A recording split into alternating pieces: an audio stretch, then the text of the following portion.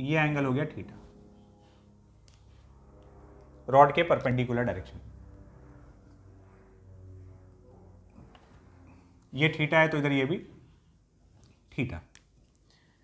तो अब mg का टॉर्क क्या आएगा, देखा इस पॉइंट के अबाउट, इधर इसका कंपोनेंट आ जाएगा mg cos थीटा, और n2 का इधर n2 cos थीटा, रॉड के परपेंडिकुलर आएगा n2 sin थीटा। देखो कौन कैसे रोटेट कराना चाहता है। ये अपना पॉइंट इसके अबाउट देखेंगे तो ये mg cos थीटा ऐसे एंटी क्लॉकवाइज और n2 sin थीटा क्लॉकवाइज। इस पॉइंट के अबाउट n2 का टॉर्क इधर क्लॉकवाइज, mg cos थीटा का anti clockwise.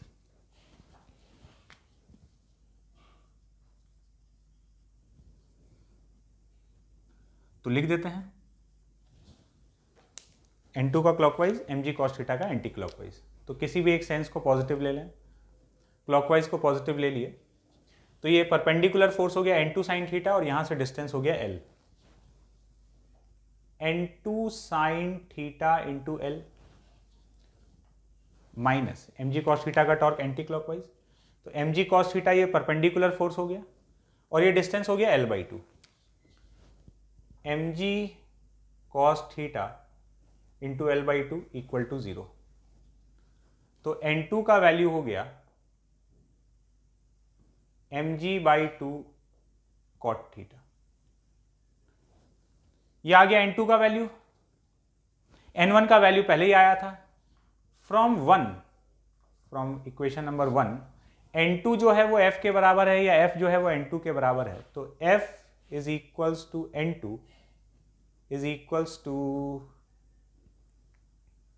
mg/2 cot theta. ये आ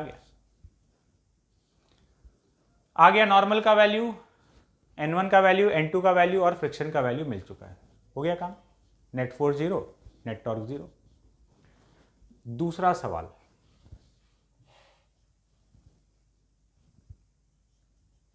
find minimum value of mu, यहां फ्रिक्शन कोफिशिएंट का, to maintain the equilibrium. Equilibrium यहां पर मेंटेन करने के लिए म्यू का मिनिमम पॉसिबल वैल्यू क्या हो सकता है। ठीक है, स्लिपिंग नहीं होना चाहिए, और स्लिपिंग अगर नहीं होना चाहिए तो बस सीधा सा बात है कि जो फ्रिक्शन लग रहा है, सॉल्यूशन लिख रहे हैं इसका हम लोग, F should be less then और इक्वल टू Fs मैक्सिमम। जो यहाँ फ्रिक्शन है वो लिमिटिंग फ्रिक्शन से कम ही होना चाहिए, क्योंकि लिमिटिंग फ्रिक्शन से अगर ज़्यादा का रिक्वायरमेंट हुआ तो स्लिप कर जाएगा। F should be less than equals to Fs maximum. बस मेन काम तो वहाँ था, ये सेकेंड पार्ट तो ऐसे फ्री में मिला अपने को। तो फ्रिक्शन आया कितना है, फ्रिक्शन आया है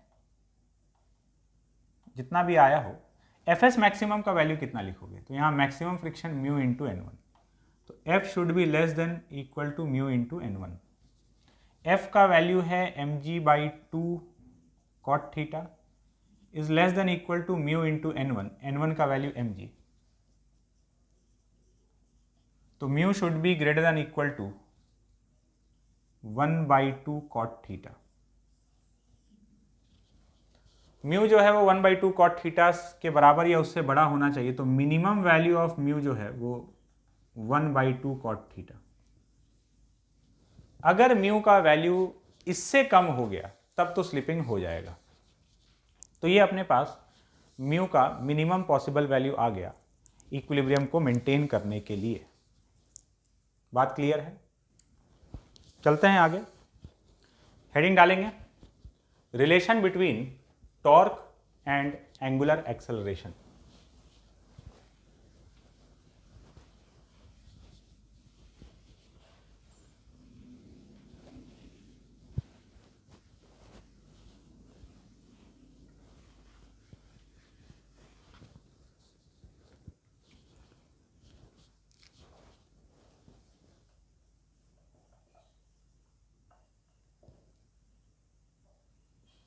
relation between torque and angular acceleration. Torque और अल्फा के बीच का रिलेशन लिखते हैं।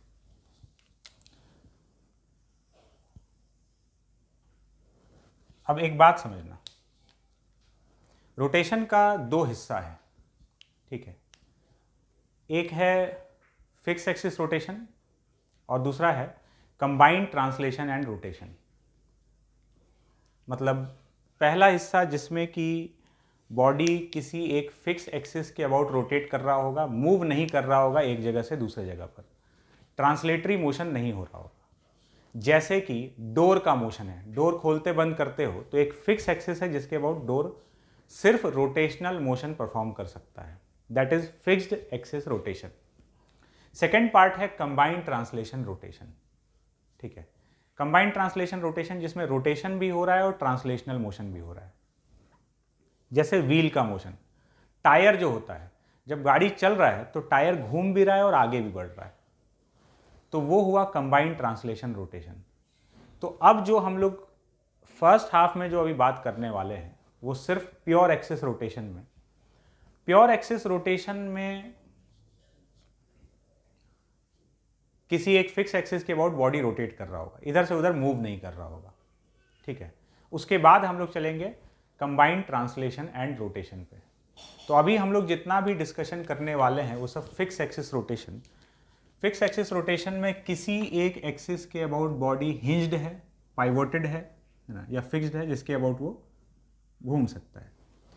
तो इस एक्सिस के अबाउट ये बॉडी जो है इस एक्सिस के अबाउट घूम रहा है एंगुलर एक्सेलरेशन अल्फा से, और सपोज इसके पास एंगुलर वेलोसिटी ओमेगा भी है।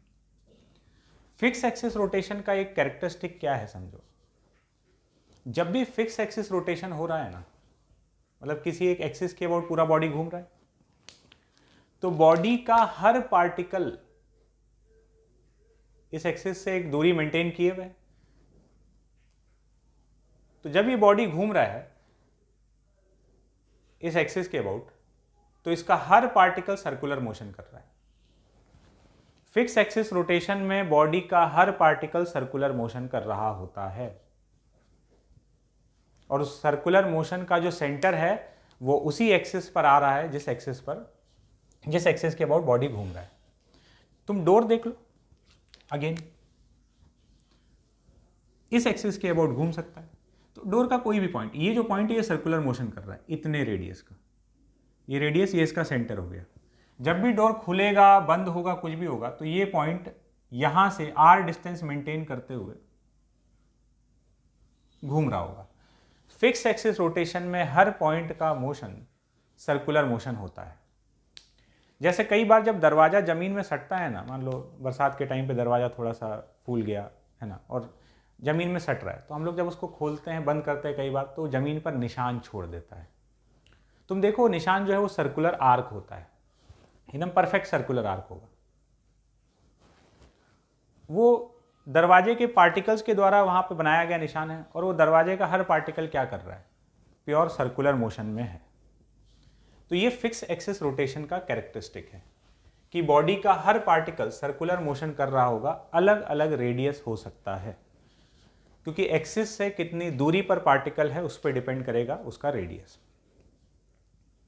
तो एक बॉडी है वो फिक्स एक्सिस रोटेशन कर रहा है about this axis, angular velocity omega, angular acceleration alpha. कोई एक पार्टिकल लिए mi, इसके पास एक्सेलरेशन एक तो इधर होगा और एक इधर होगा, एक तो सेंट्रीपिटल एक्सेलरेशन ACI, और एक इस पार्टिकल का ith पार्टिकल का टेंजेंशियल एक्सेलरेशन ATI। तो टेंजेंशियल एक्सेलरेशन जो है ये किसी टेंजेंशियल फोर्स के कारण,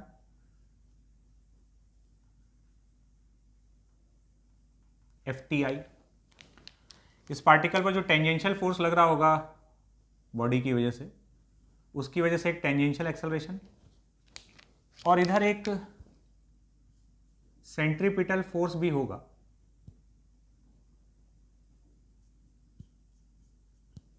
जिसकी वजह से सेंट्रीपिटल एक्सेलरेशन। ये एक जनरल सिचुएशन हम लोग बना लिए। तो इधर सेंट्रीपिटल एक्सेलरेशन, इधर टेंजेंशियल एक्सेलरेशन, ये सेंट्रीपिटल फोर्स, ये टेंजेंशियल फोर्स। अब इस पॉइंट के अबाउट देखो, ये सेंट्रीपिटल फोर्स तो इसी लाइन के अलोंग लग रहा है, तो आर और इसका ये जो रेडियस है ये आर आई हो गया, इसका आर और एफ सेम लाइन के अलोंग हो गया, तो इस सेंट्रीपिटल फोर्स की वजह से तो कोई टॉर्क नहीं आएगा। टॉर्क यहां पर कौन दे रहा है? Tangential force.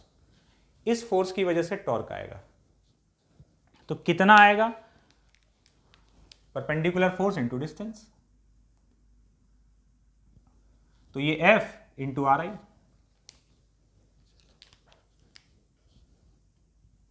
तो tau I is equals to are I into ये टेंजेंशियल फोर्स, दोनों एक दूसरे के परपेंडिकुलर है। तो ये हो गया टॉर्क का वैल्यू। नाउ यहां से एक बहुत ही मस्त चीज दिखने वाला है जिसका हम लोगों को इंतजार था। Tau I is equals to are I, ये टेंजेंशियल फोर्स को मास इनटू टेंजेंशियल एक्सेलरेशन लिख सकते हैं। ATI का मतलब tangential acceleration of this ith particle, mass into acceleration. और ये टेंजेंशियल एक्सेलरेशन, अगर कोई भी पार्टिकल सर्कुलर मोशन कर रहा है तो टेंजेंशियल एक्सेलरेशन अल्फा आर और centripetal acceleration omega square r. तो हमको तो टेंजेंशियल से मतलब है, तो tau I is equals to are i m i into alpha r आई, तो tau I is equals to m I R I square into alpha. ये तो एक पार्टिकल पर लगने वाला टॉर्क। टोटल टॉर्क चाहिए तो पूरा ऐड कर देंगे, तो summation tau I is equals to summation M I R I square into alpha. कुछ दिखा क्या? ये देखो, इसी को तो हम लोग मोमेंट ऑफ इनर्शिया बोल रहे थे, जो हम लोग पहले कैलकुलेट करके बैठे थे इसी दिन के लिए। क्योंकि अगर हम लोग उस समय कैलकुलेट नहीं करते, अभी करते करते ही बीच में ये वाला टर्म दिखता, तुम पूछते सर ये क्या है, तो हम लोग इसका कैलकुलेशन पहले ही करके बैठे हैं। Summation tau I is total torque, ये हो गया इस बॉडी का moment of inertia about this axis into alpha, तो torque is equals to I alpha. ये हो गया टॉर्क और एंगुलर एक्सेलरेशन के बीच का रिलेशन। अब कुछ सवालों के जवाब। सबसे पहली बात कि ये मोमेंट ऑफ इनर्शिया है क्या, जो उस समय हम लोग बात कर रहे थे। अब थोड़ा सा फील हम लोग यहां पर ले सकते हैं। तुम अगर देखोगे तो ट्रांसलेशनल मोशन में ये जो F इक्वल टू ma का इक्वेशन होता था, ये उसके जैसा दिख रहा है। लीनियर एक्सेलरेशन की जगह एंगुलर एक्सेलरेशन, फोर्स की जगह उसका रोटेशनल इफेक्ट टॉर्क, और जो काम मास किया करता था उसी के सिमिलर क्वांटिटी यहां पर क्या कर रहा है? Moment of inertia. ठीक है, तो रोटेशनल मोशन का जो इनर्शिया है ना, अब ये क्या है समझना। मास जो है ना, अब बहुत ही राज का बात बताने वाले हैं, बहुत ध्यान से सुनना। मास जो है ना, what is mass? Technically mass is inertia of translational motion. तुम बोलोगे सर ये क्या है? इनर्शिया का मतलब जो इनर्ट रहना चाहता है, बहुत ज़्यादा चेंजेस नहीं लाना चाहता है, चेंजेस का अपोज करता है। Mass is inertia of translational motion. मतलब मान लो किसी का मास 2 kg है, तुम इस पे 10 न्यूटन फोर्स लगाए, ये फोर्स लगा के तुम इसको एक्सेलरेट कराना चाह रहे हो, तो इसमें आने वाला एक्सेलरेशन इसके चेंज को रिप्रेजेंट कर रहा है, इसके मोशन में चेंज को रिप्रेजेंट कर रहा है। ठीक है, इसमें एक्सेलरेशन 5 का आएगा। अगर यही इसका इनर्शिया कम होता तो ये चेंज ज़्यादा रैपिड होता, एक्सेलरेशन 10 आ जाता। यही इसका मास 10 kg होता तो एक्सेलरेशन 1 आ जाता। मतलब इसका इनर्शिया जितना ज़्यादा है, ये उस चेंज का अपोज उतना ज़्यादा, ट्रांसलेशनल मोशन का अपोज उतना ज़्यादा कर रहा है। मास 100 kg होगा, एक्सेलरेशन 0.1 आ जाएगा। तो ये ट्रांसलेशनल मोशन का इनर्शिया है। ट्रांसलेशनल मोशन में जो चेंज आ रहा है उसको अपोज करने का जो टेंडेंसी है वो मास से मेजर होता है। जिसका जितना ज़्यादा मास है ना, उसके ट्रांसलेशनल मोशन में चेंज लाना उतना डिफिकल्ट है। ये मास का टेक्निकल मीनिंग है। जिसका मास जितना ज़्यादा है उसके ट्रांसलेशनल मोशन में चेंज पैदा करना उतना डिफिकल्ट है। तो मोमेंट ऑफ इनर्शिया क्या है, अब समझ में आ जाएगा कि भाई मोमेंट ऑफ इनर्शिया जो है वो रोटेशनल मोशन का इनर्शिया है। ये ट्रांसलेशनल मोशन का इनर्शिया है, moment of inertia rotational motion का इनर्शिया है। जिसका मोमेंट ऑफ इनर्शिया जितना ज़्यादा है उसके रोटेशनल मोशन में चेंज पैदा करना उतना डिफिकल्ट है। जिसका मोमेंट ऑफ इनर्शिया कम है उसके रोटेशनल इफेक्ट में चेंज पैदा करना उतना आसान है। और ये रोटेशनल मोशन का इनर्शिया खाली मास पर ही नहीं डिपेंड करता, मास का दूरी कितना है एक्सिस से उस पर भी डिपेंड करता है। मास बहुत दूर दूर फैला हुआ है तो मोमेंट ऑफ इनर्शिया ज़्यादा है। तो ये हुआ मोमेंट ऑफ इनर्शिया। ये इनर्शिया मतलब ही वही है कि वो इनर्ट रहना चाहता है। तो मोमेंट ऑफ इनर्शिया क्या है, रोटेशनल मोशन का इनर्शिया। मास क्या है, ट्रांसलेशनल मोशन का इनर्शिया।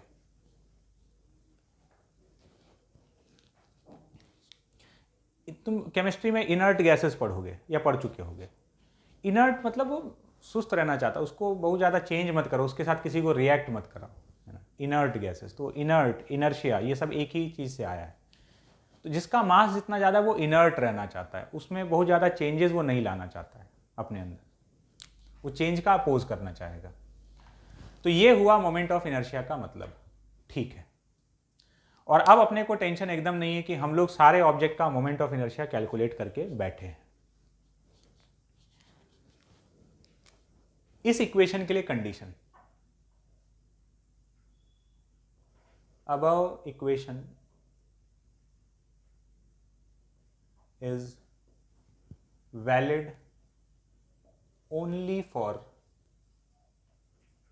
rigid bodies.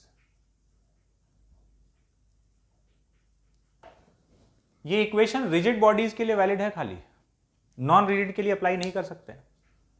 क्यों? क्या हम लोग डेरिवेशन के दौरान कहीं ऐसा कंडीशन इस्तेमाल किए हैं कि ये रिजिड बॉडी के लिए ही वैलिड है? हाँ, बिल्कुल। देखो, हम लोग सबका रेडियस अलग ले रहे हैं, एक्सेलरेशन वगैरह सब अलग ले रहे हैं। अल्फा जो है हम हर एक पार्टिकल के लिए सेम माने हैं। इसके लिए हम mi लिखे, ri लिखे, लेकिन अल्फा आई नहीं लिखे हैं, अल्फा लिखे हैं। हर एक के लिए अल्फा समेशन से बाहर था, अल्फा हर पार्टिकल के लिए सेम लिए। एंगुलर एक्सेलरेशन हर पार्टिकल के लिए सेम है, या एंगुलर वेलोसिटी हर पार्टिकल के लिए सेम है। ऐसा किसके लिए होता है? Rigid body. अगर ये बॉडी रिजिड नहीं होता तो हर पार्टिकल का अल्फा सेम नहीं होता, और अगर हर पार्टिकल का अल्फा सेम नहीं होता तो फिर ये इक्वेशन रिड्यूस नहीं होता। तो हम लोग कंडीशन यूज़ कर चुके हैं। जैसे ही हम सबके लिए अल्फा सेम लिए, कंडीशन अपने आप लग गया कि this is valid for only rigid bodies. ठीक है, तो यहां से हम लोग को मोमेंट ऑफ इनर्शिया समझ में आ गया कि क्या है, और एक रिलेशन आ गया अपने पास। जैसे फोर्स एक्सेलरेशन से रिलेटेड है, वैसे टॉर्क एंगुलर एक्सेलरेशन से रिलेटेड है। अब हम लोग इसको अप्लाई करके देखते हैं, और इसी के साथ हम लोग टाइप 2 में घुस जाएंगे।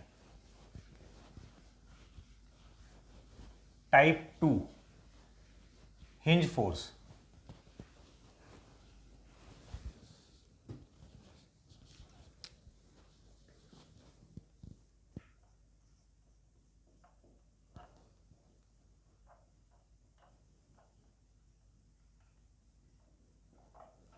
Type 2 hinge force.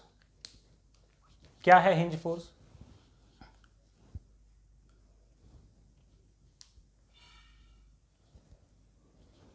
हिंज मतलब जहाँ से जिस एक्सिस के अबाउट बॉडी को फिक्स किया जाता है रोटेट करने के लिए, वहाँ उसको हिंज बोलते हैं। जैसे ये एक कोई ऑब्जेक्ट है, इसको यहाँ एक्सिस बनाना, तो यहाँ कांटे ठोक दिए इस पर, ठीक है। तो जिस चीज़ से वो फिक्स करके एक्सिस बनाया गया है, यहाँ कांटे ठोक दिए, तो अब ये इसके अबाउट ऐसे घूम सकता है, तो ये इसको हम लोग बोलेंगे हिंज, ठीक है।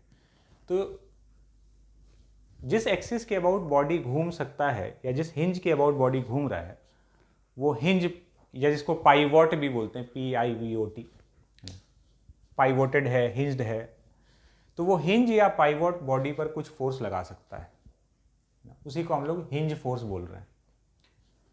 अब ये क्या है अभी थोड़ी देर में समझ में आ जाएगा, कैसे कैलकुलेट करते हैं, क्या चीज़ है।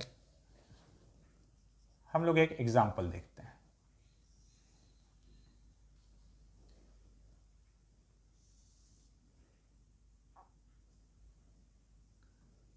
एक रॉड है,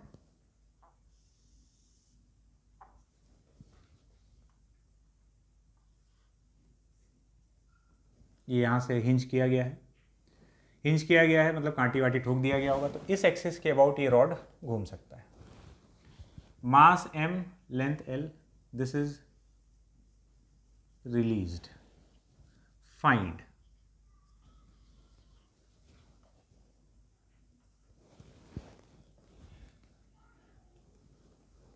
यहां लिखता है।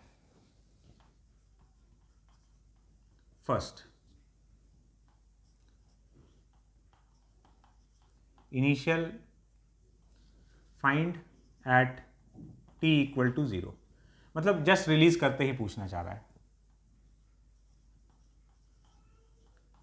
Angular acceleration of the rod, second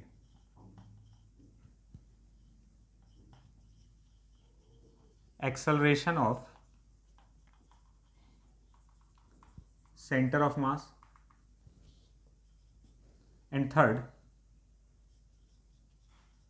hinge force। Hinge force या कई बार इसको हिंज रिएक्शन भी बोला जाता है। तो हिंज के द्वारा कितना फोर्स लग रहा है, तो ये 3 पार्ट है, सॉल्व करते हैं। देखो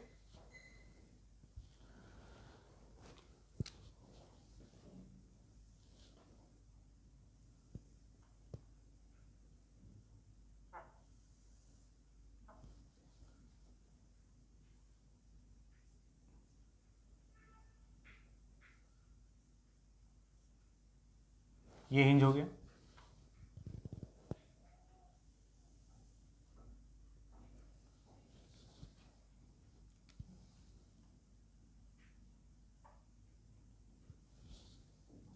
हमको लिखना है इसका एंगुलर एक्सेलरेशन। जैसे ही छोड़ेंगे ये ऐसे नीचे आएगा, इसका FBD बनाए तो यहां से ऐसे लग रहा होगा mg, और इसके पास कुछ एंगुलर एक्सेलरेशन है अल्फा।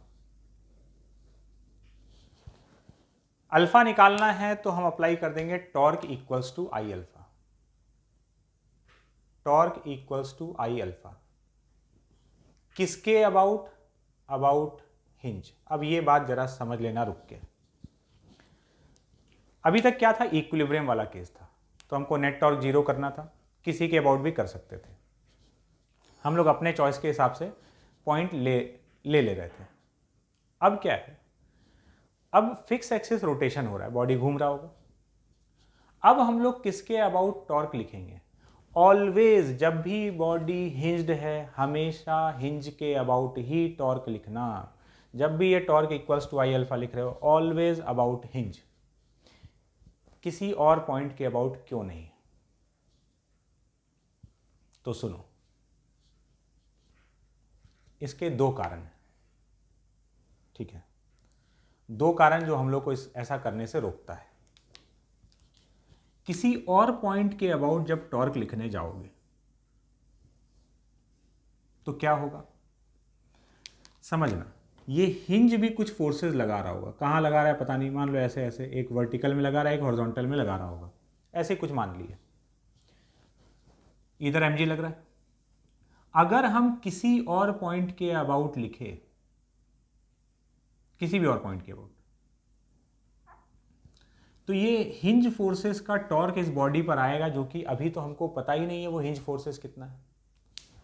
तो समझदारी तो इस बात में कि भाई इस पॉइंट के अबाउट चले जाओ, इसके अबाउट जाने से क्या होगा, इसके अबाउट जाने से ये हिंज फोर्स भले ही लग रहा हो लेकिन उसका टॉर्क तो जीरो हो जाएगा। तो इसका टॉर्क हमको नहीं लिखना पड़ेगा और अपना काम बिना ये फोर्स जाने हो सकता है।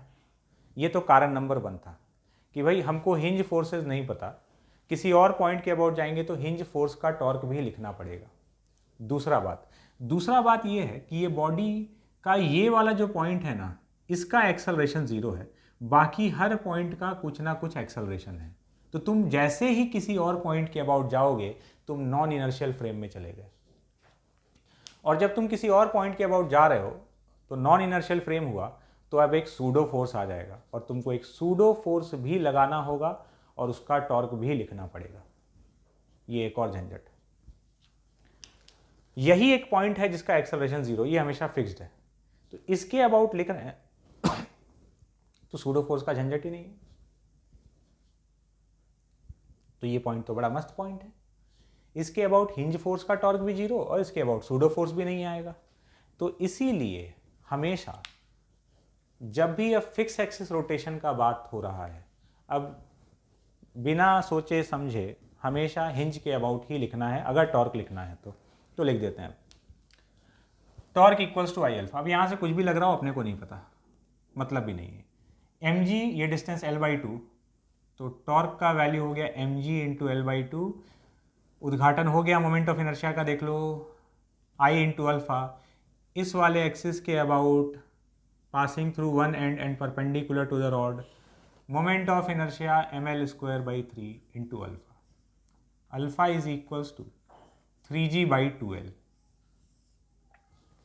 ये हो गया रॉड का एंगुलर एक्सेलरेशन। अब चलते हैं सेकंड पार्ट पर, acceleration of centre of mass. Centre of mass का एक्सेलरेशन हम लोग से कैलकुलेट करने के लिए बोल रहा है। भाई ये रहा centre of mass. Fix axis rotation में बॉडी का हर पॉइंट सर्कुलर मोशन कर रहा है। जब सर्कुलर मोशन कर रहा है तो सर्कुलर मोशन में 2 प्रकार का एक्सेलरेशन हम लोग लिख सकते हैं, या एक्सेलरेशन को 2 कंपोनेंट के फॉर्म में लिख सकते हैं, एक सेंट्रिपिटल और एक टेंजेंशियल। जब भी सर्कुलर मोशन हो रहा है, कोई भी पार्टिकल सर्कुलर मोशन कर रहा है, तो उसका एक्सेलरेशन का 2 कंपोनेंट हो सकता है, एक सेंट्रिपिटल